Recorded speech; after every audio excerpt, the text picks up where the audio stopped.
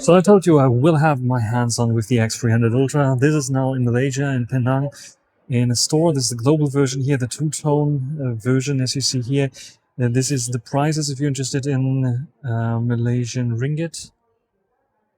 You can calculate it. And yeah, the X300 Ultra. I'm filming with the X200 Ultra right now. I think the camera bump has become larger, even because of the larger sensor, the main sensor that they put in there. And yeah, we have some applications here. It's a global version, as you see. It's a bit of different. We still have the different kind of split view here for the control center and the notifications. And Google Feed is here. So this is the global version. Let's check out the camera first. Let's check out the not here. I want to go to settings. To settings, so you know which version this is running on, and if it got a software update. So there you can see the version number that we are running on it. And there seems to be no update available for this demo unit that we are using here right now. So let's take some photos, like a selfie. I hope I have beautification off. Yes, beautification is off. Fine. And oh, this looks good. 24 millimeters. Should have autofocus. The default style is vivid, I think. Let's do with film. We have size natural there, so it should be the updated version. Let's do a size natural one as well. It's a portrait shot, so this is how it will look like now. My cap on. And let's do some normal photo shots with the 35mm one. So let's do a shot here. Check it out and compare it with the X200 Ultra. Let's compare some of the shots of the X300 Ultra with the X200 Ultra. What we see on the main camera sensor 35mm on both is there's a bit of a slightly aperture, so we have a bit of a more narrow aperture, smaller aperture on the X300 Ultra in comparison to the X200 Ultra. So the bokeh is almost identical between those two. You can see it in the background. But we have a larger sensor on the X300 Ultra, and when you really pixel people take a look at this, it appears to be this is a little bit more in focus, so it means like not so bokelicious as the one on the X300 Ultra, so you definitely can see the difference. Otherwise, you can see the difference in dynamic range. You see that the X200 Ultra struggled a little bit with this X-Fold 5 sign that was highly illuminated here, where the X300 Ultra didn't have any issues with this one. Otherwise, in terms of sharpness and detail level here for the phone itself, another X100 Ultra, by the way, no issues at all with both of them, doing a fine job there. And I would even say, like, you see a bit of blurriness here in the foreground because of the larger sensor as well. That is not so much present there on the X200 Ultra. When we check out the ultra-wide angle, I was also a bit surprised to see that both size natural, by the way, in terms of color profile.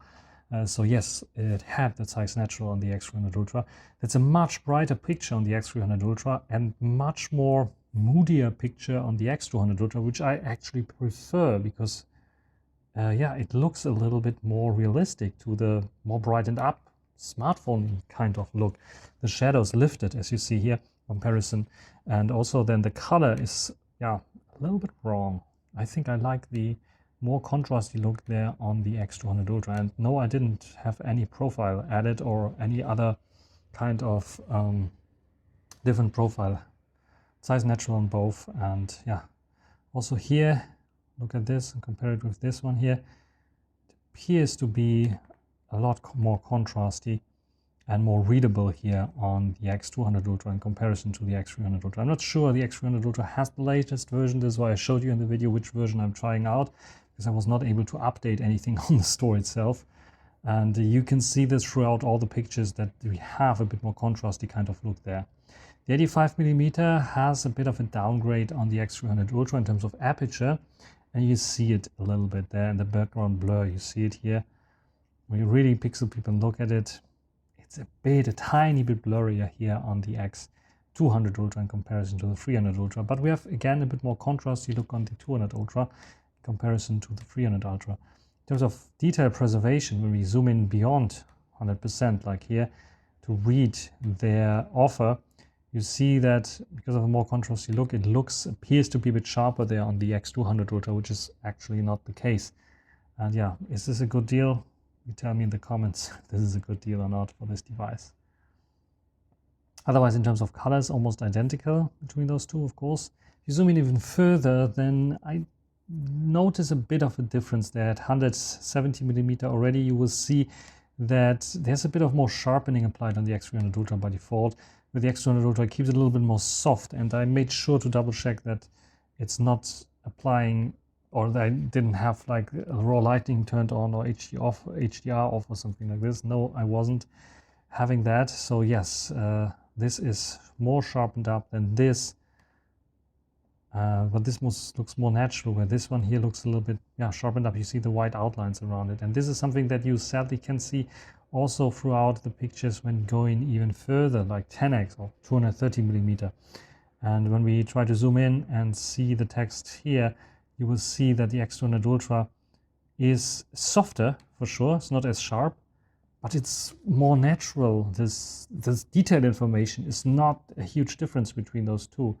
This is more sharpened up, looks a bit more artificial on the X300 Ultra, where this keeps a little more of this natural look. And the more you zoom in, this is now 345, the more it becomes apparent that there's heavy sharpening on the X300 Ultra applied, which I'm not so fond of, as you see here with the settings, and both running in the default settings, so keep that in mind. And when you go to 690mm, I'm not sure who is going to do that, but it becomes more evident that now there's heavy sharpening. You see the white outlines here on the text, and AI is trying to reconstruct what's going on. With the X200 Ultra, it's softer for sure, but it looks more natural in my opinion. Better. The upper text a little bit worse maybe than here, but this text here much more readable on the X200 Ultra, which is softer in general. But you be the judge here, which one you prefer a little bit better.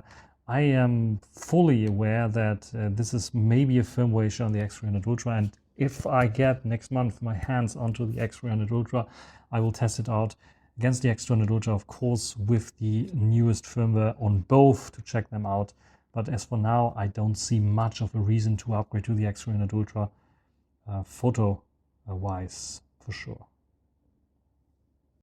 So the little video test with the X300 Ultra here in the store in Penang, Journey Plaza. This is the ultra wide angle, the default one that it's recording with. Has it improved in terms of over sharpened skin color with the ultra wide angle that we have here? We have advertisements running here, as you see here. Let's go to the 35mm sensor here, lens of Origin OS 6. It's finally on this device. Let's try to zoom in on something like this little price shield that we had also for photos. And 10 times now, we can go 460mm, and the maximum is 690mm. It looks a little bit less sharp. Let's tap to focus. Maybe there's some issue with this demo unit. It's not 100% sharp. The 35mm I have to stretch further, but it's a bit too cropped in, and I don't see a button to make it like crop less stable. Maybe I have to go into Pro mode for this video. Let's try. But you see already the Pro video mode looks completely different here on this device right now. It looks a little bit like Blackmagic camera. Very interesting for sure. In general, I can tell you that I don't see the X300 Ultra as a huge upgrade to the X200 Ultra. It is more of an X200S Ultra, if that makes sense. Yes, they have an improved main camera sensor, the 35mm one, that is really a bit of an improvement, and probably you will notice it at night time a little bit more. The ultra wide angle is the same, but finally they fixed video rendering with the default camera application, because what I'm doing here on the X200 Ultra is basically using the Pro mode and recording log, because otherwise it becomes mustard face color and just over sharp. You see the outline on my hair and around my body, which is not very good. It's a sharpening outline. And finally on the X300 Ultra they don't do this anymore. So yes, the default video mode is much more usable now, and you get a Pro video mode. But spoiler, I'm expecting this to come to the X200 Ultra as well. So yeah, maybe if you have the X200 Ultra, hold on to it a little bit longer, because I don't see any big reason to upgrade here. If you still have an X100 Ultra, X90 Pro, then this might make a lot of sense to upgrade now to this one, at least if you like 35mm. Otherwise you have to look maybe somewhere else or wait for the next generation that maybe fills in the gap with a better ultra wide angle that the 28mm, when you crop in 2 times to the ultra wide angle, now gives you, which is a bit less sharp than it is on others with 24mm. But overall, I think the X300 Ultra is an upgrade a bit to the X200 Ultra, if not maybe a tiny bit better in my ranking score eventually. But I will test it out, like I said. Next month I will have my hands on the X300 Ultra and can test it out a little bit thoroughly.